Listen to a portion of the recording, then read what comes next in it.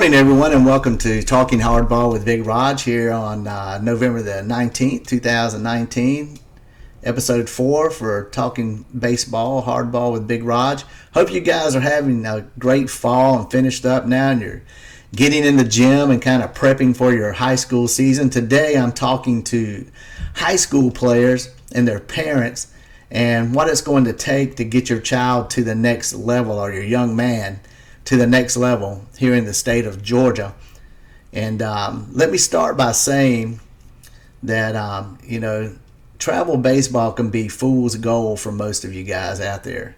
And this is coming from a person that's one of the pioneers in that industry back in the late 90s. Started travel baseball industry and have been involved in it for the last 20 plus years after coaching a few years in high school. And what I've seen over these last 20 years is the delusion of grandeur from people that think that you can go get a college scholarship just by playing travel baseball, and that's not the case.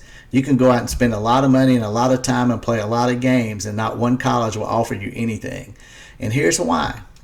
You've got to develop player skill sets in order to play at any level in the state of Georgia on the college level, whether it be South Georgia College, East Georgia College, Gordon College, junior college levels, to Division III, LaGrange College, Piedmont, and those type places, all the way to the University of Georgia. If you can't run fast, throw it hard, hit it a long way, and have stellar defensive skills, then you probably aren't going to get the opportunity to play after high school. And so by you spending thousands of dollars to go out and perform in front of these colleges is nothing more than a waste of your time and energy, because you haven't developed the skill sets necessary to play after high school. Now, if you just like to go out and play ball and and do your thing, and you don't really care about playing in college, then if you want to make that investment just to have fun in the summer, then that's up to you. But what I'm trying to explain to you today is you've got to dedicate your time and energy into player development if you want to be recognized as an elite player and play after high school. So if you're an 8th grader, 9th grader, 10th grader, 11th grader, or even a senior right now, if you're a senior, it's probably at a point where you're really going to have to get to work if you don't have these skill sets. But if you're one of these underclassmen, or you're about to be a high school player, then you need to emphasize building your speed, building your arm strength and velocity, building your body strength, developing good hitting technique, and developing good defensive technique. Because if you can't do 3 of those things, you're not going to play in college at any level. You either got to be able to run fast, throw it hard, hit it a long way, be a stellar defensive player, or be a great contact guy to play. Now, just because you hit 400 at your high school doesn't mean anything to these guys. They want to see you live and in person and see if you've got these skills. So they're going to hold some camps and whatnot, bring you in and let you and see what you can do. All right, but for you to go out and play a 50 or 60 game schedule in the summer and you don't have these skill sets, then it's a tough road to hoe, and it's going to be an investment in futility, because you're not going to have the skills necessary for them to recruit you and offer you a scholarship. So I'm just shooting it straight to you from the heart here on how you've got to get yourself prepared to play at the next level. Plug yourself into speed and agility, strength training, and developing technique. It's as simple as that. Arm strength, speed. Baseball's a speed game. Baseball's arm strength game. Baseball's core strength. Baseball's speed and agility. Baseball's technique. If you watch the World Series, you saw big, strong guys with great technique, great footwork, great hitting mechanics. You saw a big power arms, guys throwing 95 miles an hour. So if you're a sophomore in high school and you're throwing 75 miles an hour, you know that you got to get your body stronger in order to compete after high school. There's no question about it. If you want to play Division I baseball, you better have that fastball sitting 88 plus in today's world. If you want to play Division II baseball, you better have that fastball sitting 85 plus. Okay, if you're a right-hander throwing 81 your senior year, and you're not going to play at Division II level. And so you have to do things, and you have to take the time, and you have to get off the field, and you have to build up these things so that you can compete.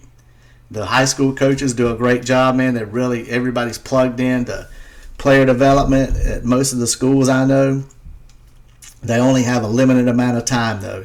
And they got 40 or 50 kids that they're trying to plug into 90 minutes to 2 hours. You've got to go get this stuff on your own. You got to develop it on your own. And so, well, I'm just encouraging you today, before you sign up to play with Team XYZ all summer, you need to make sure you have the skill sets necessary to play. It's getting a little bit discouraging for the college coaches to go out and watch, teams full of kids that don't have any skill sets, and they just feel like they're wasting their time and they're just scrounging all over the place. And that's why you're seeing them recruit from the NCAA transfer portal, and they're really recruiting heavy on the junior college end to fill rosters. So we got to get our high school guys plugged in to player development, getting their bodies prepared, and getting ready to play at the next level.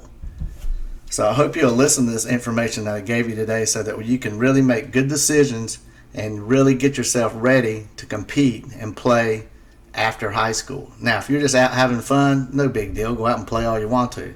But if your dream is to play after high school, you've got to develop these skill sets. So I want you guys to take heed today and listen to this information, your parents, and you kind of start understanding what it's going to take to play in college. Now, I've got a couple of good opportunities for you coming up. We've got a camp coming up late in November. There are a lot of good camps out there, but there's never been one in South Georgia like this one down at St. Simon's Island. Going to be a big-time camp down there with 5 major league teams coming in.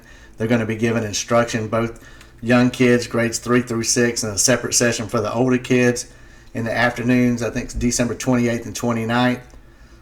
We'll be providing that information with a link today for you. We'd love to have you come down there and start seeing what player development looks like, and so that you can start getting plugged in and start developing your skill sets so that you can get yourself in a position to be recruited. It's been great talking to you guys today. I look forward to hearing from you.